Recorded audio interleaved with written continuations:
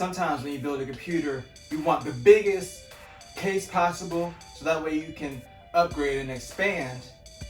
And you feel good about it for a few years, but then after a while it feels dated, it's too big, and it's too limiting. That's why I'm here today with the NZXT H510.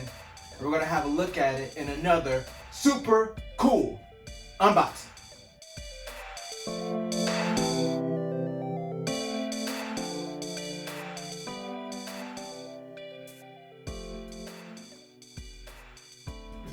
Alright, so let's go ahead and get this thing out of the box. Why is it so clinky? So this is an upgrade to technically Jeff's computer. We did an upgrade last year and kind of swapped all the parts out. New motherboard, processor. It was not new anymore. It's not exactly top of the line today, but it's still pretty good. We have the Core i7 8700 for the processor.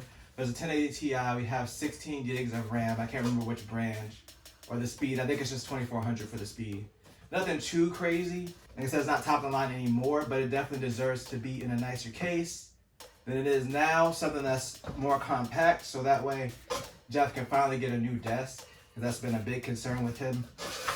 Upgrading his desk is just like he has to have space for this huge case. So that's why I went with this. This was reasonably priced at $70. I didn't want to break the bank, but I still wanted to get something that looked good and that had a lot of space inside, but was also a lot smaller. So let's go ahead and get this out of the box. Static electricity.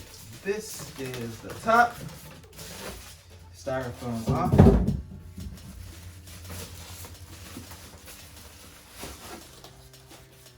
Styrofoam off again. Alright, so right off the bat, this is a lot more compact than the case we're dealing with right now. And it has an intake grill on the side. I don't care a lot for the design because I worry about the airflow on the front of the case, but it's okay. It's one of those things you get up for the aesthetic, and a lot of the modern cases are like this.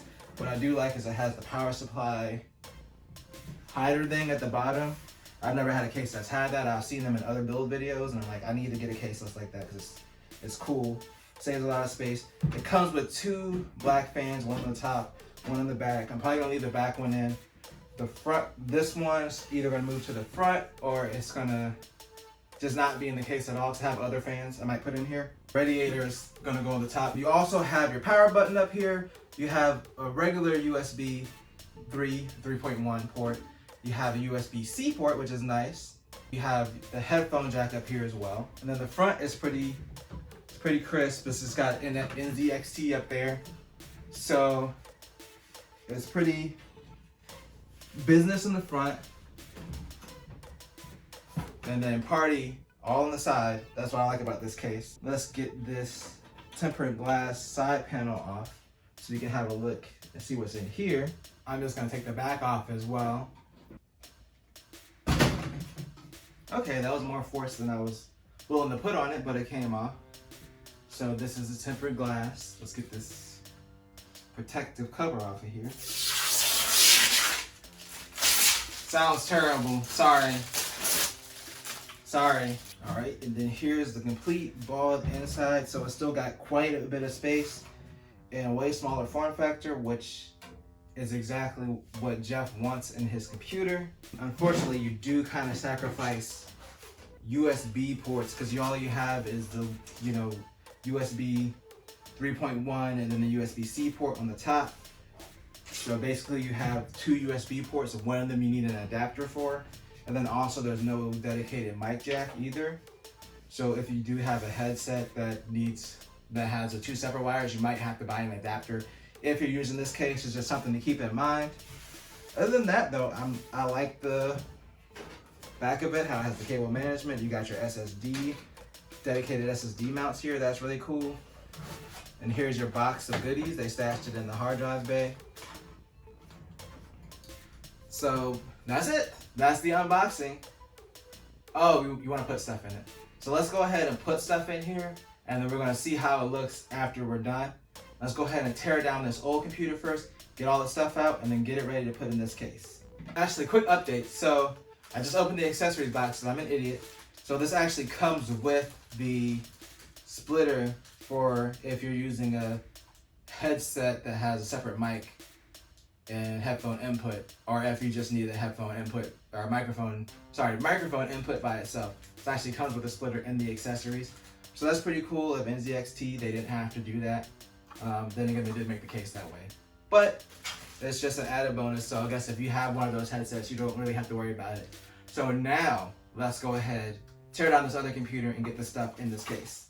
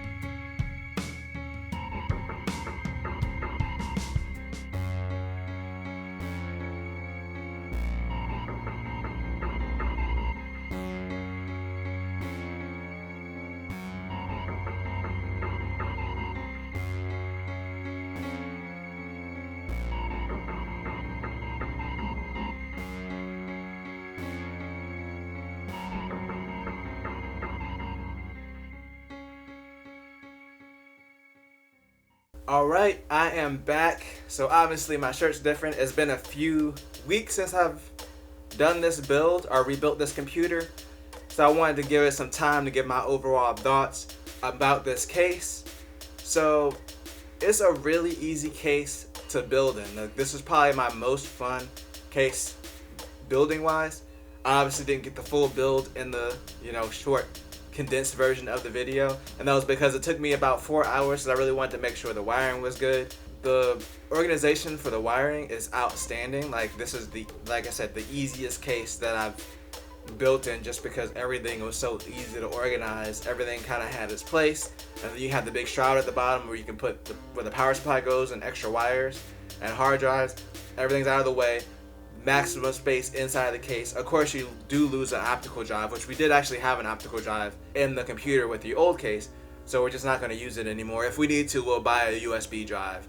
That's a trade-off with pretty much any modern computer case. The only knock I really have on this case is the lack of USB ports on the front. There's only the one USB port, and then there's a USB-C port. But if you don't have a newer motherboard, you might not even have the connector on your motherboard to even connect the USB-C port. Fortunately, we do, so I was able to connect both the USB-C and the USB-A port, or 3.1 port. Other than that, though, this is a really high-quality case, especially for the price. None of it really feels cheap. There is also the NZXT H510i. I didn't know the difference for the longest time. I got this. This is about $70. The I is about $100. The only difference is the I comes with light strips pre-installed, and it also has a controller for the light strips that's built into the case as well. So you don't have to have a motherboard that supports LED light strips. It's just built into the case. Other than that, from what I've gathered, it's pretty much exactly the same. I do have one light strip in here that I bought on Amazon for $10 because my motherboard already has a header for it. So, even counting that in, that brings the price to $80, which is still $20 cheaper than buying the version that has the built-in light strips. But that's going to be up to you. Either way, essentially the same case. This is a great case.